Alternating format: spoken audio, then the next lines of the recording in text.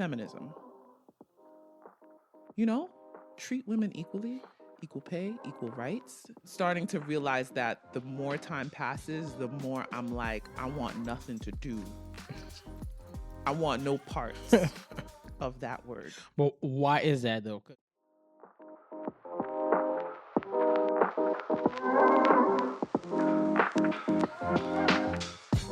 Welcome to the NOIRPOISED podcast, where wisdom is power is more than just a motto. It's our way of life. You know how the last episode I told you I had a whole different understanding of what toxic masculinity is? Yeah. Okay. I often find that there's a lot of terms we think we understand, and it's not what they say it is, or it in some way gets tainted. Like it changes over time. Yeah, it changes over time. Feminism. Why are you about to laugh? Because that's a term for me over the years that I'm starting to realize that's something that's occurred or is occurring with that term. It's to the point where now I don't utilize it, or at least I don't label myself one. So you used to consider yourself a feminist? No, not that I used to consider myself one, but I had a positive relationship with it. So if someone happened to say something about me and the term, I'd be like, yeah, why not? Whatever. But I'm starting to realize that the more time passes, the more I'm like, I want nothing to do. I want no parts of that word. But why is that though? Because like you, I think the definition has changed over time. So I could understand, I actually think every woman should be a feminist. Like everyone should be a feminist, but the original yes, meaning. Right. But why? What is about it now that makes you say, I want nothing to do with this? It's a lot, bro. I mean, it's a lot. I mean, one, to be honest with you, not just with that term, just in general, I think now we just have all of these different things that we use to put people in boxes. So there are people that may consider themselves a feminist, right? But they don't align with the feminism that's being pushed out in social, in media. Yeah. So I feel like one of the reasons for me is don't put me in a box. I may agree with one portion of it and not everything else. Yeah. You get what I mean? So with feminism, I find that that's the case. The original meaning of the word, absolutely. You know, treat women equally, equal pay, equal rights. I'm all for treating women with the respect that they deserve, right, and not giving someone rights based on their gender and vice versa, which can also be contradicting when you start to go deep into it. But point is, the original definition of the term, which is basically advocating for women to have equal rights, right? Voting, if you're doing the same job as a man, equal pay, things of that nature. But now I'm noticing in society that, at least for me, it seems like there's an agenda.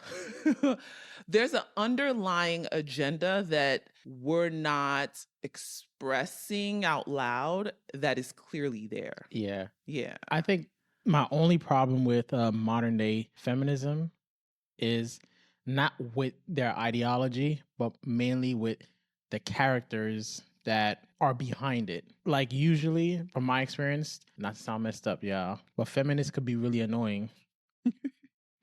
Like there was one time I actually met a actual feminist who I used to work with, or someone who calls she calls herself that, modern day feminist, and it'll just be the little things like, why did you have to say that? Like, why did you take it that way? Like, mind you, she had a high position in a company, but she still thought that she deserved more.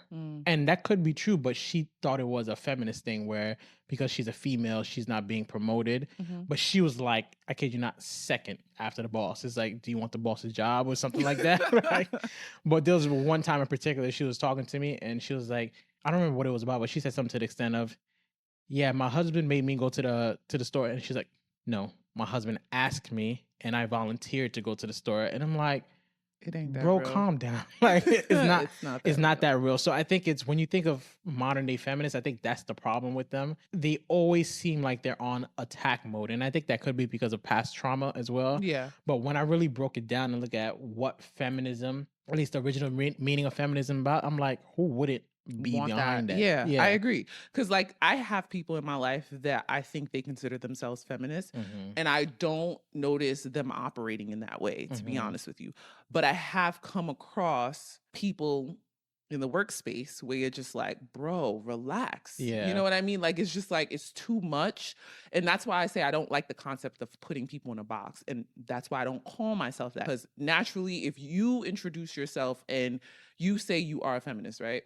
Based on the person's experience, they're going to categorize you with the others that they met who labeled themselves that. You know what I mean? And for me, it's like one size doesn't fit all. Yeah, I'm for women's rights. I'm for all of that. But that doesn't mean that I'm against men leading. I'm against men being in high positions. Like I can be in a high position too. You know what I mean? Like that's where I stand with it. It's just like, it doesn't have to be a all women, everything type of situation in order to promote that we want equal rights. Right. Does that make sense? Yeah. I looked up the history of feminism. I'm just going to read it because I don't have it memorized. But it was 4 waves. So the first wave of feminism started in the 19th century, early 20th century, and it focused on getting women the right to vote and legal equality. That's all good. Right. I've actually heard arguments, and I'm not saying I agree with this or disagree, where a lot of people are saying, well, let me say this. I think one of the reasons why feminists are angry is because there's a lot of statements that are put out there that attack that original right. Like there's some men who say women shouldn't vote. Really? Yeah. That's wild. Some men say that women shouldn't vote because women will vote more emotionally than logically. Or women shouldn't be in positions of power. Like even in 2016 when Hillary lost, there was a lot of people who said she lost because she was a female and people weren't ready for a female leader. I don't think that's so. I think it's. I get it. But yeah, I don't think that's. And I think that's also why some feminists they're easily triggered because when you hear that, it's like, yo, how dare you kind of thing. But that was the first wave of feminism. The second wave of feminism started in the 1960s to 1980s, and it was all about equal rights in jobs, reproductive choices, and just breaking traditional gender roles. I may be wrong about this, but I think around this time when men were going off to war, a lot of women had to second wave. Yeah, a lot of women had to step up and start working in factories and stuff. Then there was a third wave, which started in the 1990s, and it just highlighted the different experiences of women based on race, class, and identity. And finally, we're in the current fourth wave of feminism. And the big part about this is it uses social media to fight against sexual harassment, promoting equality for everyone. This is where the Me Too movement was birthed. So we've gone through a lot of transformations when it comes to feminism. And I think each one built off of the other. But I think the central idea is still there, that women just need to women are trying to build a society where they can remain respected and free. That's when I really look at this, I'm like, yeah, so everybody should be a feminist, but but the term is tainted. Yeah, but that's what I'm saying. Use the words, I'm for women being respected. Right. But I think that's what I'm saying is I don't think it's the terms or definitions that people have a problem with, but it's the people who are really trying to push it. Like you could be a feminism and still, support men. Yeah, still support men and all that stuff. But a lot of times when you look through social media or on TV, I think modern times what happens is people are unable to separate the characters from the position itself. What do you mean? Like, okay, let's say the big issue right now is conservatism versus liberalism, right? So a lot of times you can be a conservative but still have some liberal ideas. But as soon as someone sees you as a conservative, they label you with all these things. Or if as soon as someone sees you as a liberal, they label you with all these things and they don't give you a chance to really... And it goes back to putting people in boxes. Right, exactly. And I think that's the main issue where the people who are really putting feminism out there, marching or putting on social media, they're the ones who are more likely to bring down men. Where you'll hear them say, we don't really need a man. Yeah, see, that's kind of thing. And that's my issue when I say, like, I feel like it has changed over time. And I think that's the space we're at now. We're at the space where the term feminism is being utilized to do the opposite. In a sense, according to what it's supposed to be, we're fighting for women to be respected and for equal, treatment and rights. But now I think it's at a space where instead of building confidence, it's more ego. And now that ego is being used to disrespect men and diminish their rights. That's where I'm like, it doesn't have to be that. So that's where I'm like, I don't walk around saying I am when I don't consider myself one. I'm for men and women being respected, men and women having rights and equal pay and so on and so forth. I don't really label myself a feminist because I understand that, unfortunately, when you do, you are put in a box with the rest of these women who don't have the same mentality as you do, I think one of the most hurtful things I've heard a feminist say is women don't need men. And the only reason why women, whether it's get married or get into relationships, is to have children. And they said that eventually with technology, they're going to be like disposable. Right. Yeah. And I didn't know I was offended at that time, and I'm not personally offended, but it made me understand when you look at certain social media pages of men just bashing women. I think that's where some of the frustration comes from as well, where you're looking at us and you're telling us we don't need you kind of thing. And I think that's the most toxic part of feminism, is the idea that in order for you to be the best you have to bring down the other gender. And that's what I don't agree with it. I think that is the main issue. That's a common term. I mean, even the mindset of pushing women to be independent, I think, led us to there without us recognizing it. There's nothing wrong with a woman being independent in a sense of like she can do things on her own. But once you get into a relationship, you also realize a healthy relationship. You realize the importance of dependency, and that goes both ways. So I think the aspect of training women, because I think that's what happened with our generation. The women in our generation are so, I can do it on my own. I don't need a man, blah, blah, blah, blah, blah. Now we're at a time where a lot of the women in our generation are unable to find men. And I think there's an underlying issue that has to do with this mentality. Because if you're walking around thinking you don't need a man, then your actions are going to portray what you're thinking. And I think a lot of women do that. Nonetheless, it's amazing, and it should be, that women can do on their own and push themselves to be their best version. But I don't think it should be at the sake of diminishing the importance and the role of the man, if that makes sense. So for me with feminism, I think it's training us to live in a society where men are not important. So I that's why I said that earlier. I think we're actually reversing the roles, where in the path to find equal rights, we're taking away from men. I actually heard someone say this, and to some extent I agree, because it's something that I thought of before and I questioned. I mean, you know me, I'm always questioning the whys behind everything that's happening. But this person said, the reason why it seems like feminism is leading towards an agenda to ruin strong men is because society cannot thrive without strong men. And I do see that across the board. And that's honestly why I don't consider myself an advocate for man or woman, but I do notice a trend in bashing and destroying men in the process of gaining our independence and power as women. So because of that, I tend to take initiative in empowering men, whether that's the men in my life or making certain comments on this podcast. I think it's important for men to know, like, there is an attack on y'all. I personally, as a woman, I see it. I don't know if other women see it, but I do think there's an attack on men. And unfortunately, I believe feminism is being altered to be a part of that agenda. At least that's what it seems like. Because like we said earlier, when you think of feminism, the origination of it is amazing. It's awesome, because we should have equal rights in every way, shape of the word. But if a woman chooses to, that's important to say as well, because sometimes we want equal equal rights when it's convenient to have equal rights. But if you tell women from 18 you to can say 26, that, say that again. If you tell women from 18 to 26, you have to be drafted into war, a lot of women will combat that. So we also have to take the pros with the cons. With equal rights comes equal action. Yeah. So there's that part of the word, of the concept too, where I'm just like, I don't think everyone knows what y'all saying. Don't get me wrong. I'm sure there are some women who are aware and are all for it. But I think if majority of the women out there really processed what that means, there are aspects of it that you would be like, nah, let a man be a man. Yeah. And I will be home with the children, making sure that they're good and they're nurtured. Yeah. To each his own. But I do think that feminism is leading towards the route of being a part of attacking and destroying the concept of strong manhood. Yeah. I appreciate you saying that, because that was very healthy to hear.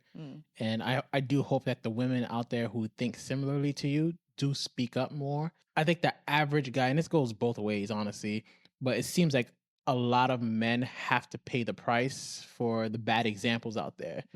And we're also taught... The average good man. Yeah, the average good man. And we're also taught that when you hear a feminist, you just shut up and let them speak, let them voice their frustration. But, you know, it builds up. It causes you to look at just females in general a little type of way. Type of way. Or even what you just mentioned, the whole equality thing. I actually learned a few years ago how and again, I'm not saying that there isn't a pay gap in certain positions. I think a lot of people have experienced that, where you absolutely. I've actually had you know the story. I'll mention it, but you've learned where you're being unfairly paid. Yeah, that's true.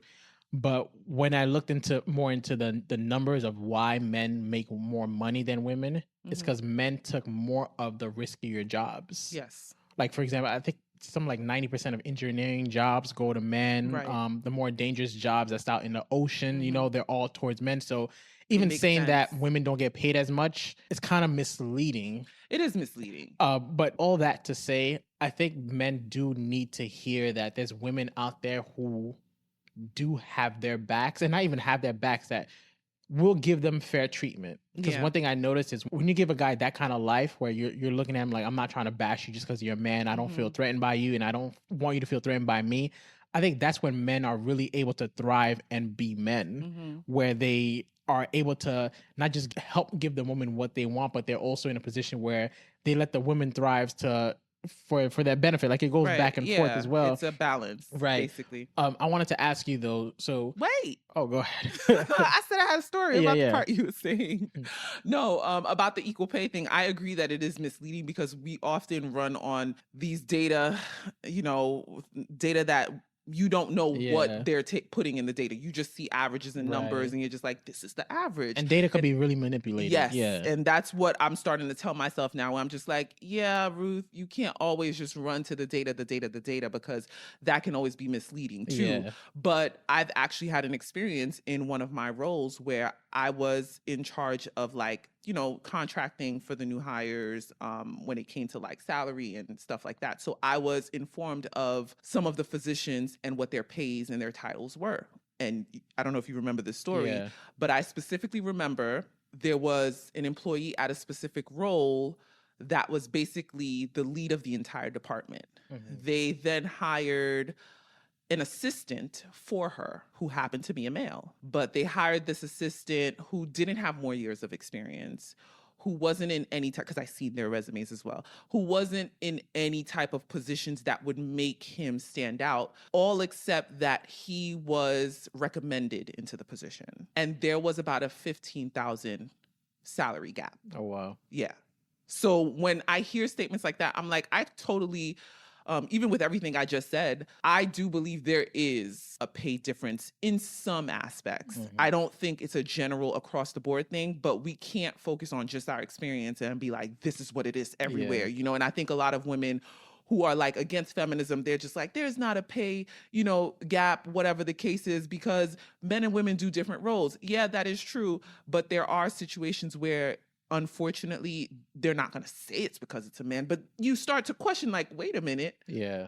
How did this happen? You're an assistant and you're the lead, yet the assistant is making more than the lead. Yeah, and there's obviously a gender difference. Yeah. And it could just be because he was recommended, and so they wanted him so bad that they kind of like upped his his salary. But at that point, it's just like, promote the other one. Yeah. You know what I mean? Kind of like even it out. So once the woman found out, it became a whole gender war situation within the department because of it. So that definitely does exist. Yeah. You can ask your question now.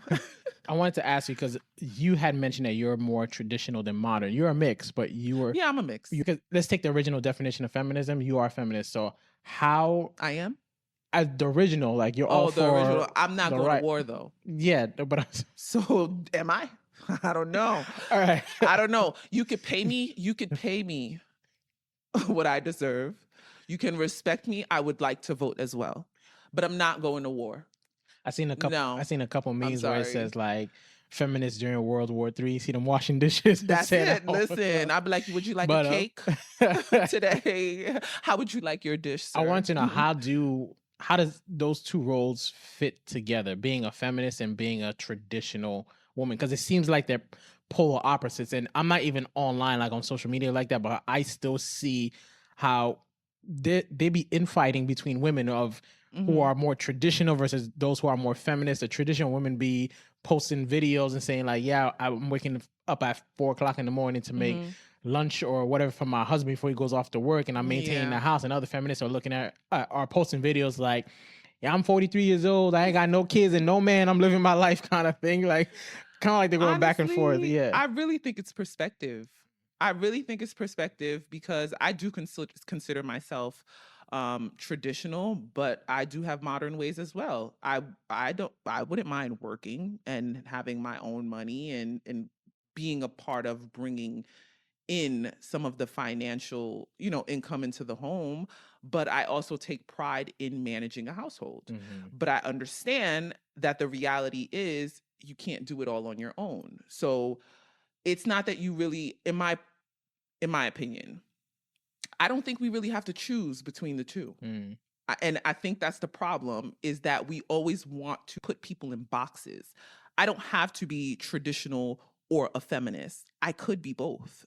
But we live in a time where it's just like, you wait, you agree with this side, but you also agree with that side. It's just like, we're not allowed to be individuals. Yeah. And I think that's really the issue, is that everyone wants to be in a group rather than having common sense and just thinking of what works best for you and what do you want and what works for you. I am traditional and I take pride in being a woman. I love taking care of my child and I love catering to you. I love the woman roles that I do have, but I also want to get out there and live in purpose outside of being a mother and a wife as well. Yeah. I want to be able to say I brought an income to the home. It's balance. It really is balance, in my opinion. Did I answer your question? You did answer my question. Oh, okay. Because I was like, wait a minute. You did. Okay, yeah. So that's where I stand with it. I really do think we don't have to fall into certain boxes.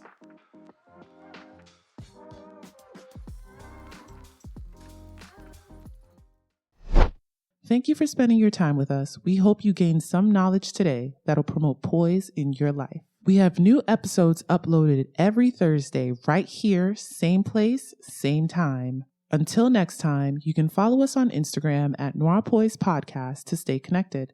That's NOIRPOISED Podcast. We'd love to hear your feedback. And remember, your wisdom is power.